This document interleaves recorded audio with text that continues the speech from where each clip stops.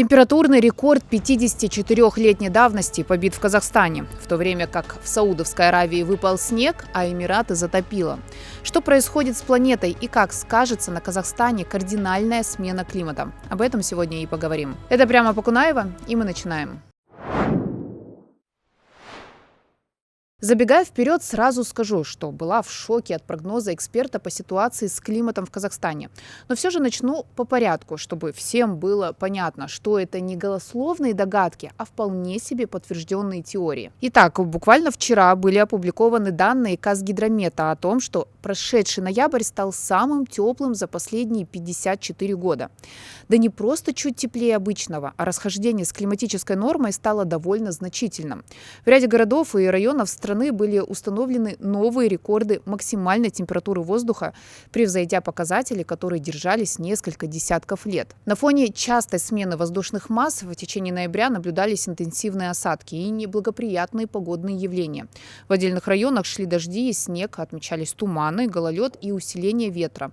Вот про ветер я точно помню. Речь, правда, уже про декабрь. Буквально неделю назад в Атырау разбушевавшаяся стихия сносила крыши, рвала провода, а школьников отправили на онлайн-обучение. А помните ураган, который летом обрушился на Павлодар? Тогда даже погибла женщина. Значит, если говорить про короткие промежутки времени, да, то тут можно говорить только так. Мы уже наблюдаем более теплую зиму, мы уже наблюдаем более длительные засухи, мы уже наблюдаем в Астане, например, больше недели стояла температура около 40 градусов летом, что совершенно нетипично. Вот. Мы наблюдаем удивительно сильный ветер в Павлодаре, который срывает крыши, и такого тоже не было никогда. Мы будем продолжать это наблюдать. Возможно, это будет чаще. Вот это то, к чему можем готовиться. Мне кажется, что природа начинает нам уже показывать, что может происходить. Причем катаклизмы в Казахстане далеко не единственное подтверждение интенсивной смены климата. Вспомните, как в этом году топило страны Юго-Восточной Азии. Небывалые наводнения обрушились на Индонезию, Шри-Ланку и Таиланд, Вьетнам.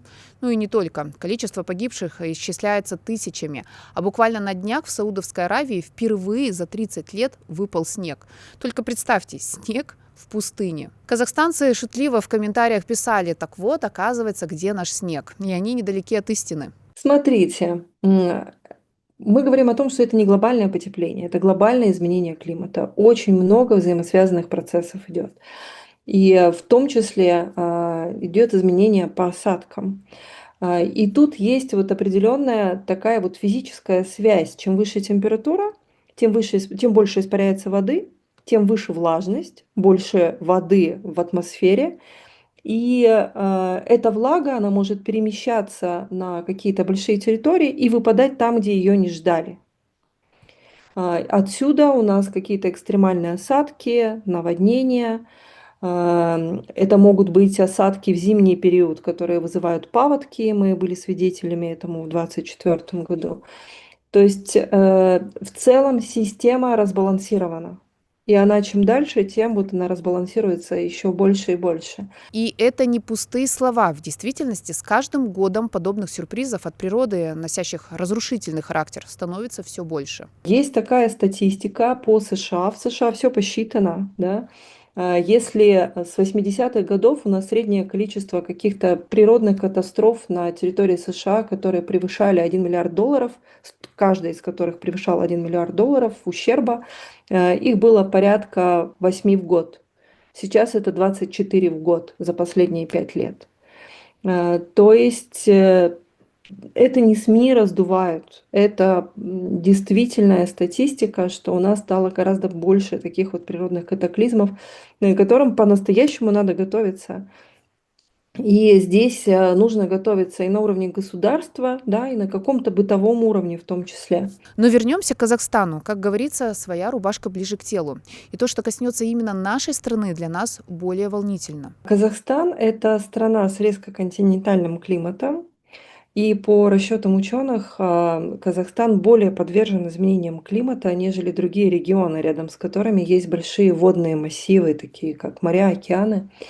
И Казахстан один из первых чувствует на себе, ну, такие серьезные изменения.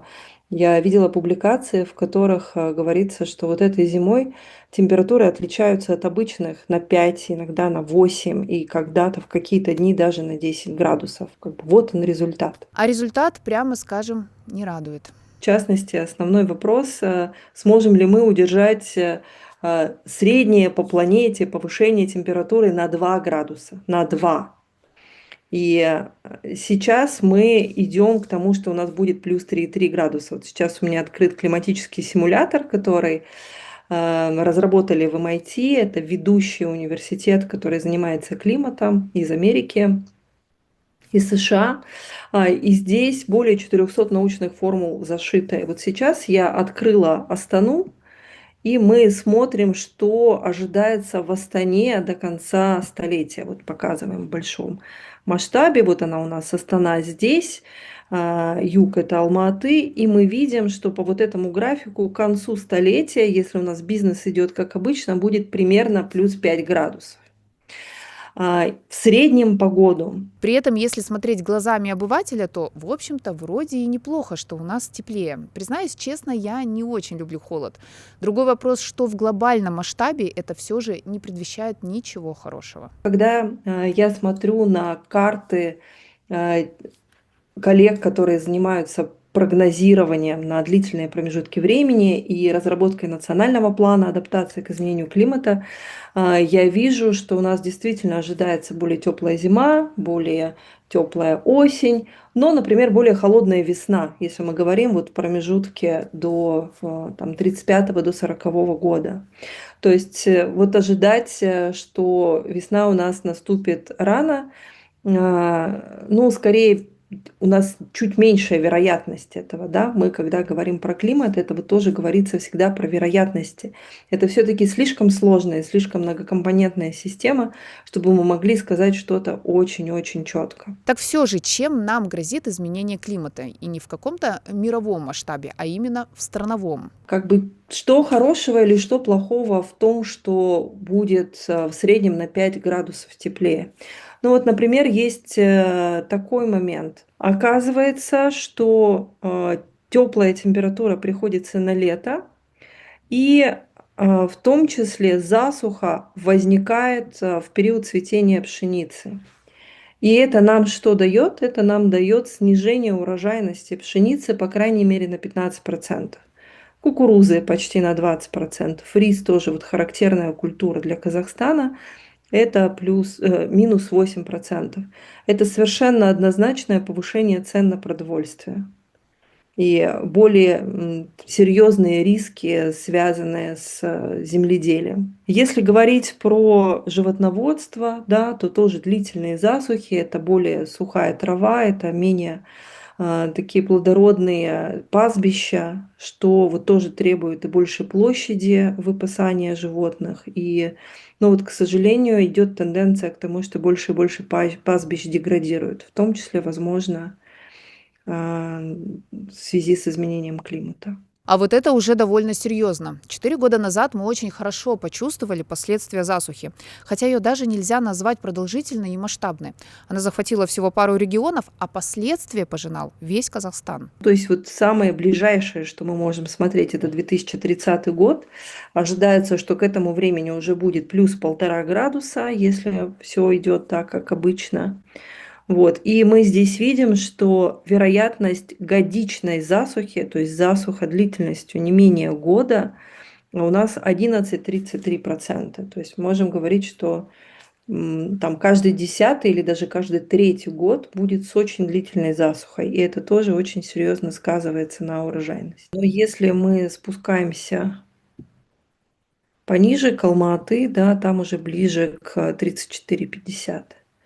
Вот, но это 30-й год, это ближайшее время, да, вот что мы застанем, 50-й год, да, вот мы уже близки к 50%. Перспектива довольно-таки нерадужная. Аграриям явно придется нелегко. Если говорить, например, про то, что касается всех, да, про сельское хозяйство и про урожайность. Казахстан и так находится в зоне рискованного земледелия. Но из-за того, что у нас меняется перераспределение осадков, ожидается, что будет больше засух, в том числе больше вероятной засухи длительностью более года. Ожидается, что будут засухи в то время, когда цветет пшеница, и это снизит ее урожайность. И в целом сокращение урожайности пшеницы ожидается порядка 8%, по кукурузе до 19% и по другим культурам также.